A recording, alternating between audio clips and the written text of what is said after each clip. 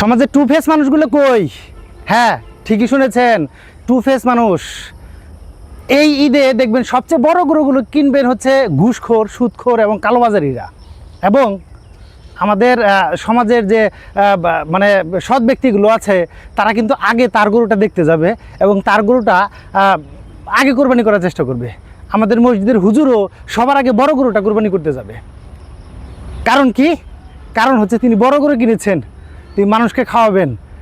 আপনি আপনি আপনি আপনি তো দুর্নীতি নিয়ে অনেক কথা বলেন, আপনি তো ঘুষ নিয়ে অনেক কথা বলেন, আপনি তো সরকারি অফিসে গেলে হয়রানি হয়ে তাদের বিরুদ্ধে অনেক ধরনের মন্তব্য করেন। কই, আপনাকে তো দেখি না যে সেই বড় গরুর মাংস আপনি নেবেন না। সমাজের কাউকে তো বলতে শুনি না যে এই বড় গরুর এই ব্যক্তির এই মাসুদের গরু এর মাংস আমরা সমাজে নেব না। কোনো ব্যক্তিকে তো বলতে শুনি না। মানে দুর্নীতি, ঘুষ, সুদ, কালোবাজারির টাকার যে অংশ, যে ভাগিদার, সেটি আপনিও হতে চান, তাই না? এবং ভালো করে হতে চান, তার কাছে যেতে চান, তাকে সামাজিক মর্যাদা দেওয়ার জন্য আপনি সব ধরনের কাজই করেন। অর্থাৎ আপনি এগুলোর বিরুদ্ধে, ঠিক আছে, কিন্তু এগুলো যারা করে তাদের পক্ষে থাকেন সবসময়।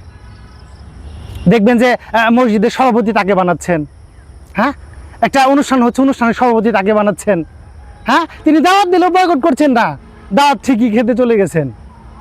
হ্যাঁ, এই দেখেন আপনার টু ফেস কিন্তু বেরিয়ে আসছে। অর্থাৎ আপনি মুখে এক কথা বলেন, আপনার কাজে কর্মে আরেকটা প্রকাশ পায়।